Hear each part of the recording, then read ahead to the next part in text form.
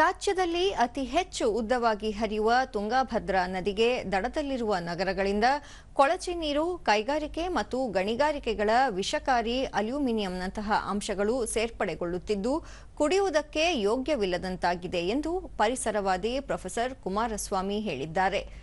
ಕೊಪ್ಪಳ ಜಿಲ್ಲೆ ಗಂಗಾವತಿಯಲ್ಲಿ ನಡೆದ ಸಭೆಯಲ್ಲಿ ಅವರು ಪರ್ಯಾವರಣ ಟ್ರಸ್ಟ್ ವತಿಯಿಂದ ತುಂಗಭದ್ರಾ ನದಿ ನಿರ್ಮಲ ಅಭಿಯಾನದ ಅಂಗವಾಗಿ ಶೃಂಗೇರಿಯಿಂದ ಗಂಗಾವತಿಯವರೆಗೆ 2 ಹಂತಗಳಲ್ಲಿ ಪಾದಯಾತ್ರೆ ಮಾಡಿ ಪರಿಶೀಲಿಸಲಾಗಿದೆ.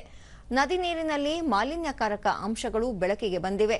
ಈ ನೀರನ್ನು ಕುಡಿದರೆ ನರರೋಗ, ಚರ್ಮರೋಗ ಸೇರಿದಂತೆ ದೀರ್ಘಕಾಲದ ಆರೋಗ್ಯ ಸಮಸ್ಯೆಗಳು ಎದುರಾಗಲಿವೆ ಎಂದರು.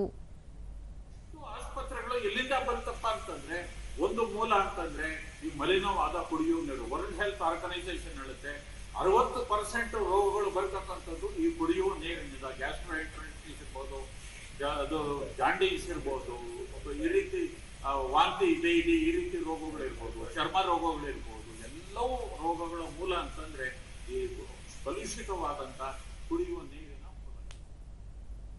ಹಾಸ್ಯ ಸಾಹಿತಿ ಬಿ ಪ್ರಾಣೇಶ್ 2050ರ ವೇಳೆಗೆ ತುಂಗಭದ್ರಾ ನದಿ ನೀರನ್ನು ಕುಡಿಯುವುದಕ್ಕೆ ಮಾತ್ರ ಮೀಸಲಾಗುವಂತೆ ಮಾಡಬೇಕಾಗಿದೆ.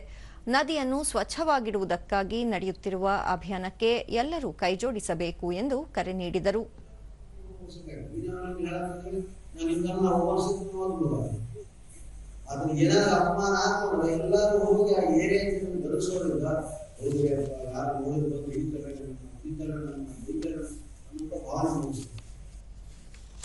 ಸಭೆಯಲ್ಲಿ ಬಸವರಾಜ ಪಾಟೀಲ ವೀರಾಪುರ, ವೈದ್ಯರಾದ ಡಾ ಸೋಮರಾಜು ಮತ್ತಿತರರಿದ್ದರು.